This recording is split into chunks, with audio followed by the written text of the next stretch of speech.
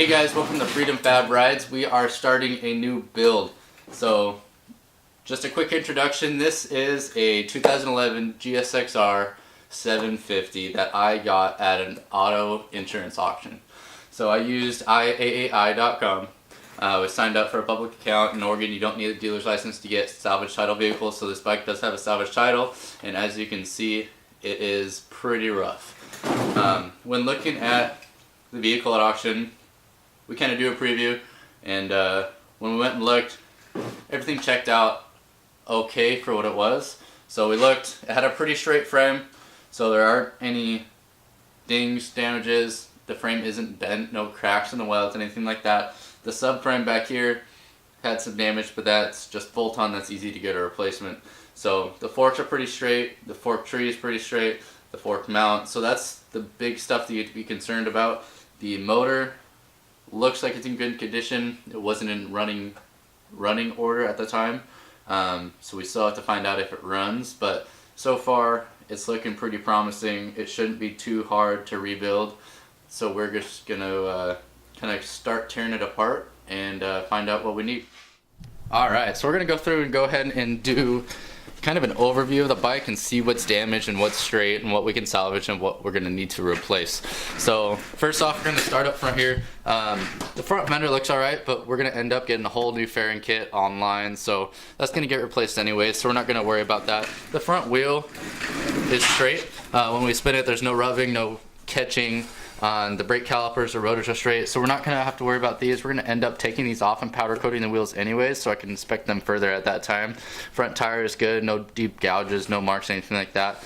Again, we're probably going to end up getting new tires to go with those wheels, so that stuff isn't too big of a concern, but it's straight, the axle isn't bent. We know that it spins freely, so that's good. So this bike does come with the Brembo monoblock brakes, which are pretty fantastic if you've ever ridden one before. If you get some good pads on there, they perform pretty well.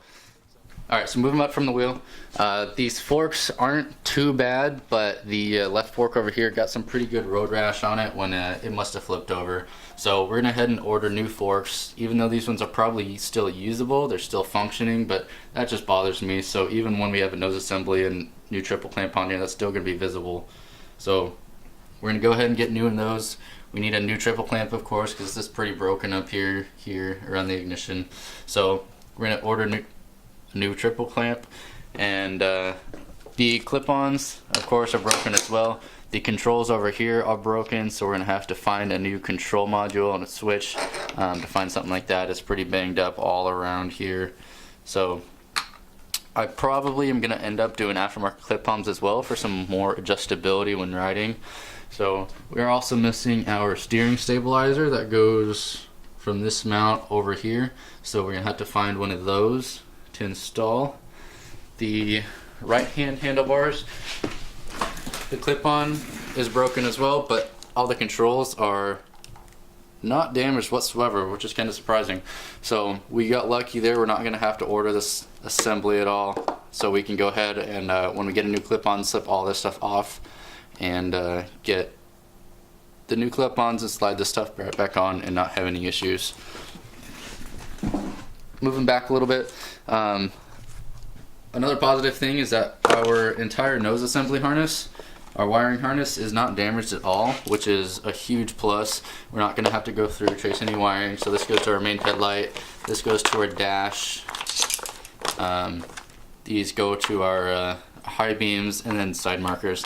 So this little stuff, even just little stuff, makes a big difference, and that's going to be nice not having to worry about that. We can just get a headlight, plug it in, and be good to go. So of course we are missing our whole head fairing here, our nose fairing. We didn't have any of that to begin with, so I already have ordered a dash replacement gauge cluster, so we can plug that in, view everything. Moving back, airbox, everything underneath the tank. It did not come with a tank, so we're gonna have to go ahead and find a tank, find one on Craigslist, something like that, and go ahead and see if we can find something usable. All of these years, so this is a 2011, anything from a 2011 to a 2016 I believe should work. I know through 14, so And all the GSXR 600 and GSXR 750 parts are almost identical 90% of the time, so that makes it a little bit easier to find some good parts. The radiator is not damaged at all, which is another thing that's kind of surprising. Now, some things kind of got pretty mangled and other things didn't get touched at all. So this is a frame slider that someone installed, and obviously it got pretty road rash right here, and it also is pretty bent. So that's going to be a challenge to get that out, because that goes through the frame into the motor mount, into the block. So we're going to have to either cut that, unbend that, get that Delrin off, and unscrew that bolt without damaging the threads in the block or damaging the hole in the frame. The stator cover got some pretty good road rash, so we're going to have to replace that. This is one of the parts that I'm probably going to get aftermarket from a brand that has case sliders already on them, so if this were to happen again, the case slider gets damaged and not the case itself. That way, when you lay the bike down, this time we got pretty lucky, because usually it'll go straight through and it won't be oil tight anymore, so you'll spill your oil, you won't be able to ride home. But if you have those case sliders on, you can usually get away with riding the bike home after a wreck. So we're going to go ahead and do that. This side of the bike looks pretty good. The shifter got a little bit of road rash on it, not too bad, still usable. We're probably going to end up replacing that when we do the rear sets as well. The left peg got broken off. The chain is a little rusty, so I think the bike's been sitting outside for a little while, so we'll have to do some maintenance on that. And then the rear passenger foot pegs got some road rash, so we may or may not be using those. I don't really ride with the passenger much, because people that I ride with usually have their own bikes, so we may or may not get replacements, just because I don't know if I'm going to use this a whole lot. Okay, moving on to the right side. So we already looked at the clip-on and the handlebar here, so that's in pretty good shape. Again, the radiator and the coolant reservoir is in perfect shape. Don't know how that managed to get out without any issues. The frame slider and the bolt over here is still in good condition too, so we don't have to worry about any of that. Down here on the clutch cover and the ending case over here, that is kind of scraped up and has some road rash, so we're going to end up replacing this cover as well as the other cover. When I got the bike, something that's kind of concerning is it did not have an oil drain or an oil fill plug. So that means if the bike was sitting outside, which is pretty common for these salvage vehicles, that means in Oregon it does rain a lot, so rainwater might have been coming in here, but because there was not a drain, it was going straight through. So I'm crossing my fingers, and that's the one thing that I am concerned about, is moisture and possible rust on those engine components inside the case. So for now, I already have a drain plug. I got a replacement drain plug, and I put that in and I filled it with oil just to kind of recondition that stuff, and I've just been blocking this with a paper towel for now. I have a nice set of oil plug and drain on the way, so until it gets here, we're just going to keep running, just plugging that. And then when we do get the bike running, or at least cranking, I'm going to run some sea foam through it, just in the oil, and that should help clean some stuff up. I know I can also run kerosene or diesel oil through it, and that'll help clear out some of the moisture if it really gets to that point and really that bad. So otherwise, I'm just going to run a little bit of sea foam in with the oil, run it for a few miles, change the oil, change the filter, go through all that, and we should be pretty good from there. So again, we don't have a tank, so we have to find one of those. On this side, the controls are all in good shape, so rear set's good, brake lever's good. What did get damaged was this factory exhaust, which everybody knows on a sport bike. I'm surprised this still has a factory exhaust, because this is going to get changed no matter what. So this isn't a concern whatsoever to me. This is going to get thrown in the scrap heap anyways. Again, with the other side of the rear passenger foot pegs, probably not going to use them, but this one is in pretty good shape, so we'll keep these around the left and the right side just to have them if I do ride with a passenger. But moving up here, the rear subframe was damaged pretty bad, so I'm thinking that this bike kind of did a high side flipped, and this got pretty banged up. So we got these were some of the factory pieces that were on here, and so obviously that's pretty banged up, that's pretty broken. So I have already gone ahead and ordered a new rear subframe. I got one on eBay used. I think it was about 180 bucks for complete assembly, so I don't have to worry about getting all the little pieces and attachments and brackets. That way I can just unbolt it back here, same on the other side, take this stuff out, transfer it over to the other one, throw it back on, and then I'll have a rear subframe assembly that I can start bolting other things to, and kind of seeing exactly what little parts that I need, what wiring that I need to put on there. I already took the rear taillight out and the fairings that were on it, and that stuff was in pretty good shape, so I'll be reusing some of that. And moving to the back here, the rear wheel is bent right about here. I don't know if you guys can see that very well. So this is one thing that I'm still debating if I want to take everything apart and try to straighten that myself, or find a used wheel on eBay or online or Craigslist. So far what I've seen, they're running for about 200 bucks. So if I can try straightening that out, I can save 200 bucks and use that for other parts. Or if I can't get it perfect, I might just go ahead and order another wheel, but I think we're going to try anyways. The tire looks in pretty good shape. You can see where it's bent. There's a pretty good gouge, so we will end up getting new tires. These are pretty good sport bike tires, but they're worn a little bit in the center. Not too bad. The swing arm down here is in pretty good shape. It's got a little bit of road rash on the spool, which we can replace anyways, but over here it's pretty normal use and road rash, stuff like that. But on the left side, right here, it did slide on the ground, and it did break off that tab for the swing arm spool. So we're gonna have to go under, and I'm going to go ahead and grind this all off, and then weld on a new little bung that we can screw in a swing arm spool to. That way I can still have that function, and it'll act as a slider too. So when that time comes, we'll take everything apart, take that off, and I'll grind that down and weld a new one on, and kind of clean it up and make it look as factory as possible. But other than that, most of the bike looks pretty straight and pretty clean. It looks like it was a pretty bad wreck.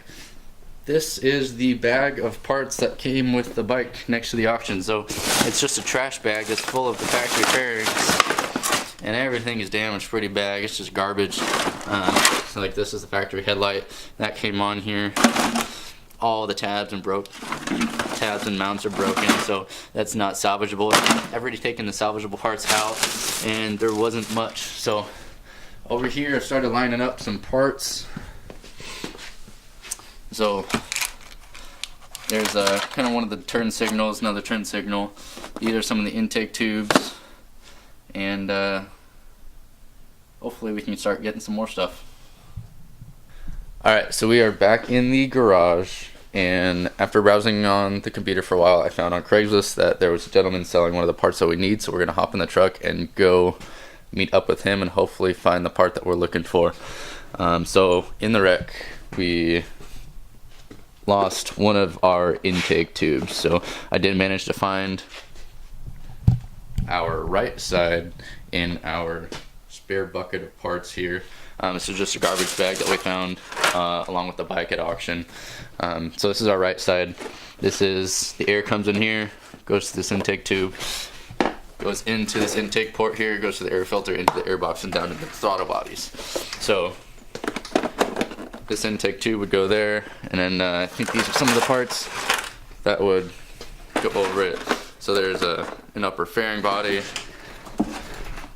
and then the headlight would go something like that. So we're gonna go meet up with this guy, hopefully find what we're looking for, and we'll come back here in the garage later and hopefully work on some stuff. Alright guys, so we made it to this gentleman's shop here, and this is one of the nicest part out shots that I've ever seen. So what he does is he'll go around the west coast, buy some bikes, bring them back, kind of part them out. And as you can see, he's one of the most organized shops I've ever seen. He has every little part detailed and labeled in these nice organized bins. That way you can find everything. I showed up here the other day and he knew exactly where to find everything. So you can see he's got a couple bikes here, and luckily enough he did have the part that we were looking for. So we did have that other side like I showed you guys earlier. So we got this one now, so we're good and set on those intake tubes, so we can start fitting our fairings and front end all together. So if you guys want, his website is StewartSuperbikeSupply.com. and he has everything labeled and detailed pictures of everything. So if you want to check him out, that would be great. He is a fantastic guy to deal with, gives you fair prices, and they're some great parts to deal with. Alright guys, we are back in the truck.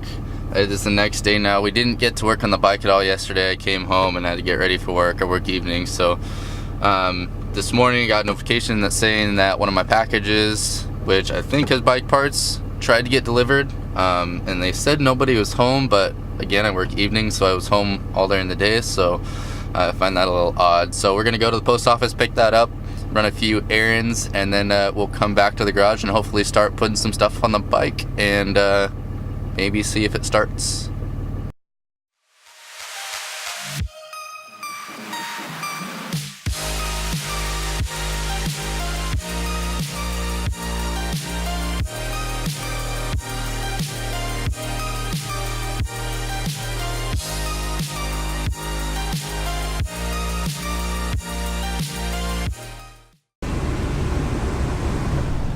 Alright, we just got our package from the post office delivery place, kind of like their warehouse. So that's right there. We are gonna go get the truck washed, and then I need to get a haircut. So we're gonna go run some errands and run back to the garage and hopefully get some stuff done. Alright, so we're waiting in line for the car wash. I just unboxed this real quick and I haven't taken it out of the package yet, so we're gonna see. This was for a 2011-2014 GSXR 750. On my bike, the clip-on here had broken, and then the hazard switch, and a lot of these little guys had some pretty bad road rash, and it was pretty beat up. So I went ahead and bought a whole new assembly. That way I have the clip-on if I don't do aftermarket bars. Then I have a grip, lever, and end bar if I ever needed an extra. So the only really part that I needed was this assembly here, the switch assembly, but it was really difficult to find one on its own that was in good condition. So this is one of the only ones I found that wasn't all beat up. So I went ahead and snagged this one, and all the extra parts are kind of just be extras for the time being. So we'll see how it turns out, and once I get the new clip-ons and other levers and stuff, I might start putting some stuff together when I get the fork situation sorted out.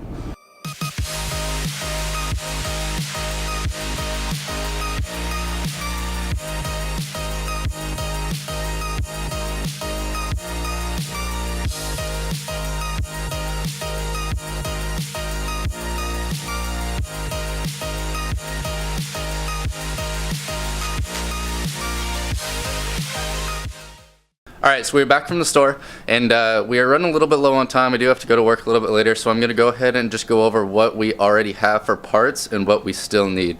So far, we have gotten our fuel tank. We have a fuel pump to go with it. This we just got today in the mail. That's our new rear subframe. It's a complete assembly, so I don't have to worry about getting all the little brackets. We have our main rider seat, a passenger seat. These are our intake tubes right here, so we can start assembling our nose assembly and headlight once we get that. Under there we have a tail light, and in this bin we have our clip-on assembly, we have that fuel cap, and we have that new triple clamp. So in the mail, sometime in the next few days, I should be getting a set of levers for our bars, a new set of levers.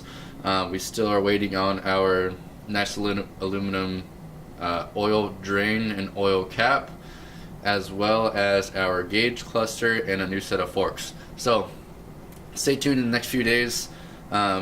We will be having some progress made.